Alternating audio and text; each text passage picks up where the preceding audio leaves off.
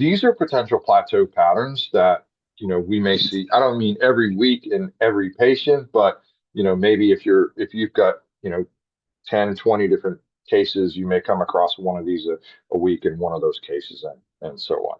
Pattern one feels better, does not do better, right? And and that's pretty consistent, especially in that acute stage to some degree. In other words, there's legitimate tissue disruption that resulted in an inflammatory response, and we all know that biochemically, when we reduce that, pain will subside pretty dramatically. But again, the tissue's still damaged, and so you know, think about that in terms of, well, just because pain is gone, we don't go to Zumba class, right?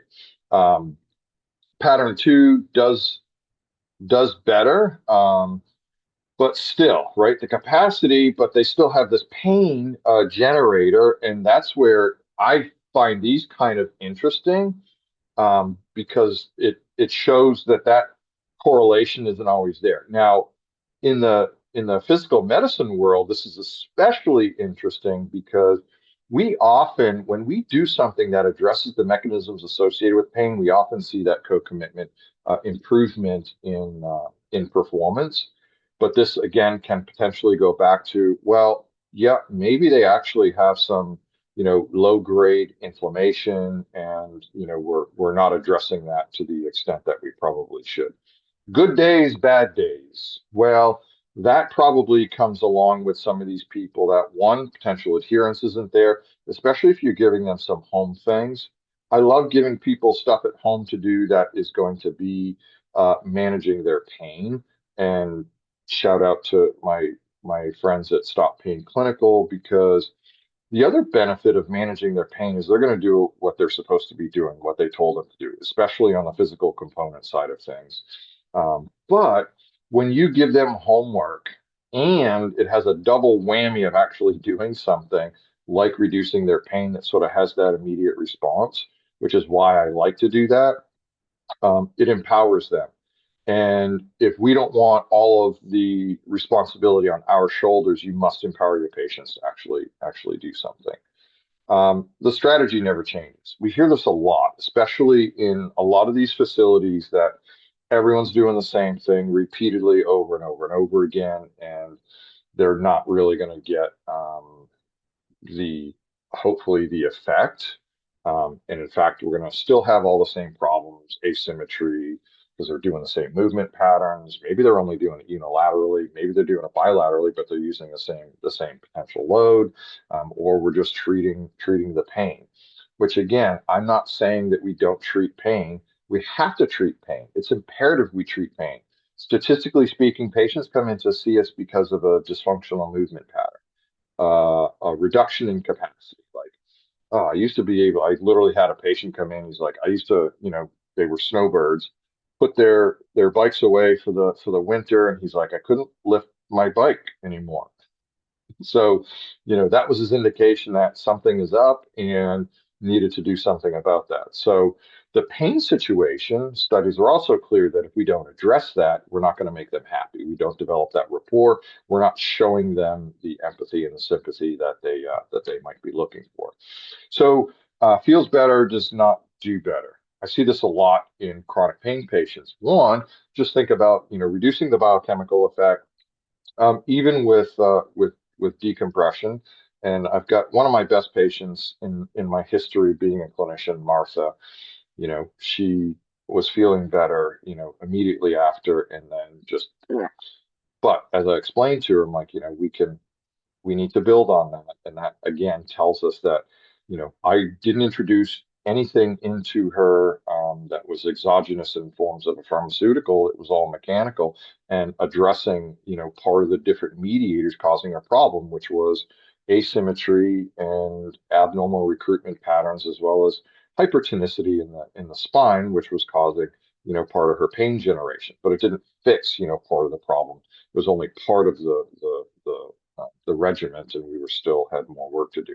Shoulder is another one. I mean, think about the shoulder. Any damage to the rotator cuff, or I should say the labrum in particular, causes rotator cuff sequencing of events as well, and not doing their job, because even though it's a very slight, suction effect of getting that head of the humerus into the glenoid fossa, it's really important. Just the hanging and then the constant, tension on the rotator cuff muscles just is relentless. And so we often see when we unload it, when we do some stimulation to those muscles, they're doing their job, they've relaxed a little bit, and what are we going to do? So one, let's think about, not just chasing the pain and doing the same thing repeatedly, but think about the different mechanisms associated with that. And that's why, going back to a couple of anchors and thinking about that, how can we start to address that and build some of that tolerance? I do some kooky things, after I get them up off the table that some of you on here probably know and I've shared with to kind of be that more progressive and capitalize on some of those changes. Does better, but still hurts. These chronic conditions, and if you look at the pathogenesis of like osteoarthritis in particular in the knee, I mean that's a bit of a continuous problem in that we get potentially desensitization, like doing shockwave on them. I almost always get an immediate positive response from that, but I almost always get a recurrence fairly quickly because there are other factors like, yeah, we desensitize that area, which by the way is something that, like the Sprint product does. And it's this, I don't know if you've seen this, but it's a neurostimulator that goes to the tissue. It's a minor surgical procedure. And it's interesting because about 60, 70%, people respond, but I've also seen people, the problem is, yeah, you could desensitize that area, but the biomechanics is such that it's going to come back because if there's no strength in the quadriceps and the hamstrings and functionality and things like that.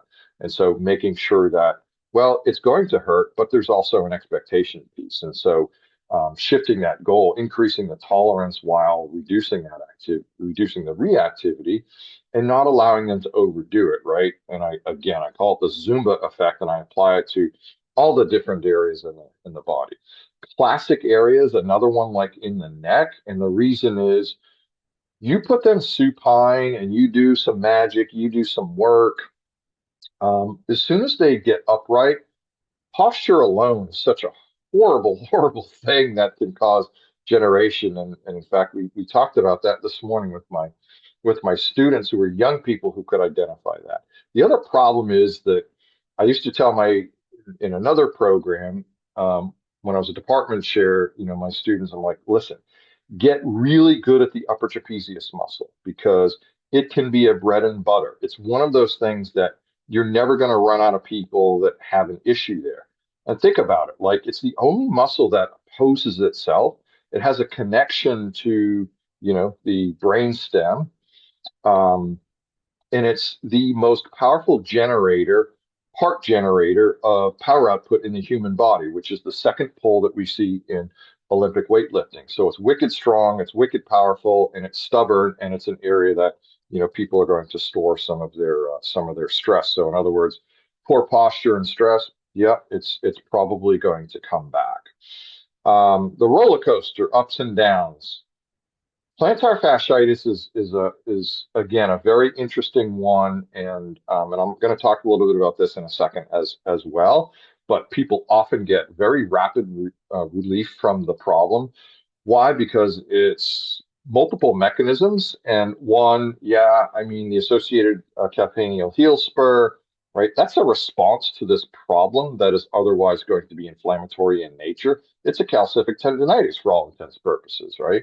And so reducing some of that inflammation, short-lived, quick, but there's no quick fix to if there's abnormal mechanics, therefore, kind of thinking about maybe an insert, at least for a little while. I love, I'm going to start walking around barefoot. Like, well, you're 40 pounds overweight, you don't exercise, and going from wearing shoes to not wearing shoes in your classic situation probably not the best thing, and in fact can be a cause when it comes to plantar fasciitis. The other thing in these lower extremities, especially in the ankle, remember that it is designed to produce very effective means of force, right? It's a class two lever. It's your wheelbarrow, and so it is designed to produce. So there's a lot of stress in this area, and people don't just stay off of it, right?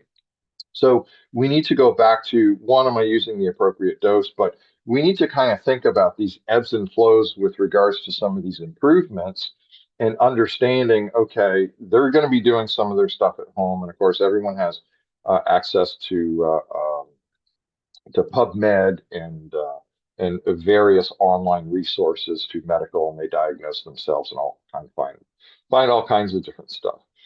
Pattern four, just, people are not changing something. And without the change, they're not going to, get to that point. And that's your classic, one set of 10, two sets of 10, three sets of 10. Not really dealing with the functional capacity of the tissues and the problems that are actually going on. The classic one that I always say is not reducing the stimulus.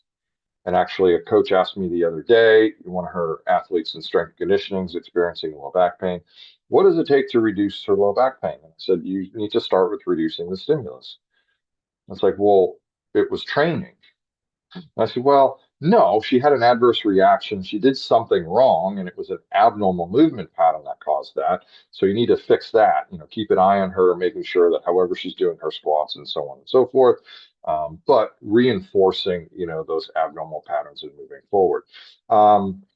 This is where, so this below here is a picture that's looking at gait, and that, we see here, so your typical is going to be 60-40, and that really is going to range between 55 and 65 with the stance phase, and 35 to 45 in the swing phase. And so this actually looks normal, and it's pretty symmetrical between both sides. They've really got good, double support, but there are other nuances, again, that this can really tease out, some of those abnormal movement patterns.